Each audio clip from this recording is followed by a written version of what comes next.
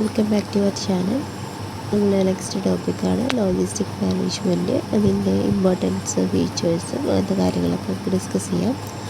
Logistic management is a process of planning, implementing and controlling the efficient flow and storage of goods, services and related information from the point of origin to the point of consumption in order to meet customer requirements at a minimum cost. അതായത് logistic management എന്ന് പറയുന്നത് ഒരു പ്രോസസ്സാണ്. Planning and implementing, controlling ഒക്കെ. അതായത് ഒരു goods അതിൻ്റെ ഒറിജിനിൽ നിന്ന് എന്താ പറയുക, കൺസെപ്ഷൻ, അതായത് കൺസ്യൂമറിൻ്റെ കയ്യിലേക്ക് എത്തുന്നത് വരെയുള്ള പ്രോസസ്സിനെ കൺട്രോൾ ചെയ്യുന്നതാണ് ലോജിസ്റ്റിക് മാനേജ്മെൻറ്റ് എന്ന് പറയുന്നത്. ഇമ്പോർട്ടൻ്റ് ആയിട്ടുള്ളൊരു പോയിൻ്റാണ്. Point of origin to the point of conception. അത് സപ്ലൈ ചെയിനിൽ ഉള്ള മെയിനായിട്ടൊരു പോയിൻ്റാണ്. അതായത് ഒറിജിനിൽ നിന്ന് നമ്മൾ എൻ്റെ കസ്റ്റമറിൻ്റെ കയ്യിലേക്ക് എത്തുന്നത്, ആ ഒരു കറക്റ്റ് ടൈമിൽ എത്തുന്നതിനെയാണ് ലോജിസ്റ്റിക് മാനേജ്മെൻറ്റ് എന്ന് പറയുന്നത്. ഡെഫിനിഷൻ ഇതൊക്കെ നമ്മൾ മുന്നേ ഡിസ്കസ് ചെയ്തതാണ്. അടുത്തത് objectives of logistic management: ensure right product delivered at the right time, supply to the right price, maintain right quantity and quality, it minimize logistic cost and it improves customer satisfaction. Logistic മാനേജ്മെൻറ്റിൻ്റെ main objectives ആണ് right product right ടൈമിൽ, right പ്ലേസിൽ, right quantity and ക്വാളിറ്റിയിൽ delivered ചെയ്യുക എന്നുള്ളത്. അതുകൊണ്ട് തന്നെ logistic കോസ്റ്റും കസ്റ്റമറിൻ്റെ സാറ്റിസ്ഫാക്ഷനൊക്കെ ഇൻക്രീസ് ചെയ്യാൻ സഹായിക്കും. മെയിനായിട്ടുള്ള പോയിൻ്റുകളാണ് കേട്ടോ. Right product at right time and right പ്ലേസിൽ ഡിസ്ട്രിബ്യൂട്ട് ചെയ്യുക എന്നുള്ളത്. അടുത്തതാണ് functions of logistic management. First one is transportation. Movement of goods from suppliers to customers includes road, rail, air and sea airport. അതായത് ട്രാൻസ്പോർട്ടേഷൻ, ഗുഡ്സ് സപ്ലയറുടെ കയ്യിൽ നിന്ന് കസ്റ്റമേഴ്സിൻ്റെ കയ്യിലേക്ക് movement ചെയ്യുന്നതിനാണ് ട്രാൻസ്പോർട്ടേഷൻ എന്ന് പറയുന്നത്. അത് നമുക്ക് റോഡ് മുഖാന്തരമോ റെയിൽ മുഖാന്തരമോ എയറോ അല്ലെങ്കിൽ സീ ട്രാൻസ്പോർട്ട് വഴിയോ ചെയ്യാം. അടുത്തതാണ് warehousing, storage of raw materials and finished goods.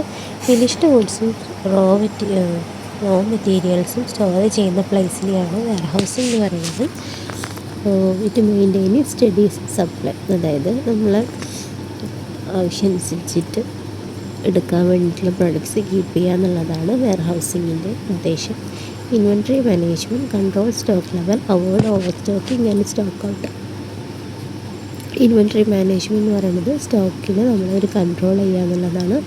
Over stock ആവാതെയും അതേപോലെ തന്നെ സ്റ്റോക്ക് ഔട്ട് ആവാതെയും കൺട്രോൾ ചെയ്യുക, അതാണ് inventory management. Next order processing.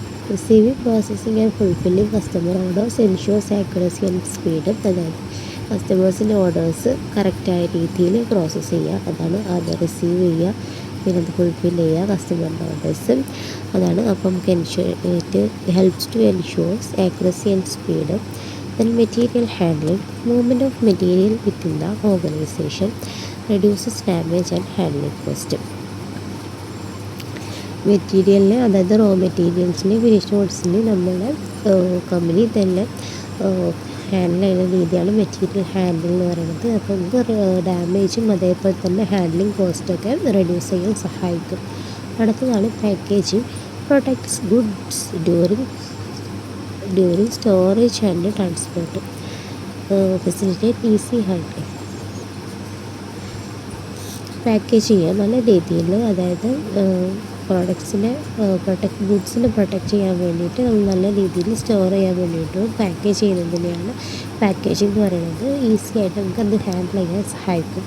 അടുത്തതാണ് information management. Flow of accurate information for decision making includes tracking and coordination. Information കറക്റ്റായിട്ട് decision മേക്കിങ്ങിന് ഇത് ഹെൽപ്ഫുള്ളാണ്. Then importance of logistic management.